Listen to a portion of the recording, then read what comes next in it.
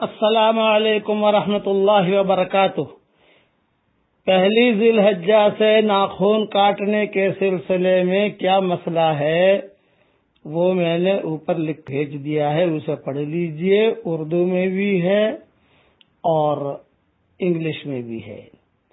اچھا تو یہی ہے کہ پہلی ذی الحجہ سے لے کر 10 ذی الحجہ تک ناخن بال وغیرہ نہ کاٹے جائیں، لیکن ساری تفصیل میں نے اس میں لکھ دی ہے، وہ دیکھ لیجئے اور آگے بھیج دیجئے۔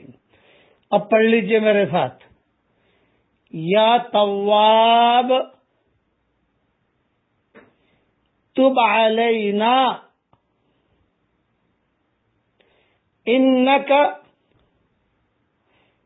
انت التواب الرحیم۔ تواب جو ہے یہ اللہ کا نام ہے۔ اب اس کا ترجمہ تو کوئی کر ہی نہیں سکتا، میں خالی مختصر سمجھا لیتا ہوں۔ کئی دنوں سے بچہ گم ہو گیا ہو اور آپ ڈھونڈ رہے ہوں، دور سے آپ نے دیکھ لیا کہ ارے وہ میرا منا تو وہ ہے جو 1 سال سے میں ڈھونڈ رہی ہوں، 1 سال سے وہ منا، تو آپ کیسے ایک دم سے لپک کر بھاگو گے اس کی طرف خوشی سے؟ اس کو کہتے ہیں تواب۔ جب گنہگار بندہ اللہ کی طرف آتا ہے تو اللہ بھی لپک کر آتا ہے، چل آجا آجا آجا آجا آجا۔ یہ میں نے سمجھانے کے لیے کہہ دیا، اس لیے اسے پڑھتے رہو۔ پڑھیے ایک مرتبہ اور پڑھ لو۔ یا تواب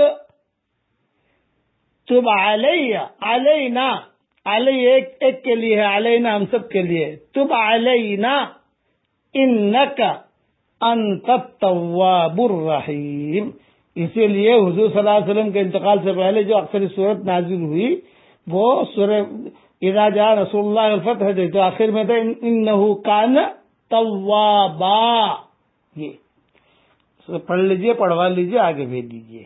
وآخر دعوانا ان الحمد للہ رب العالمین۔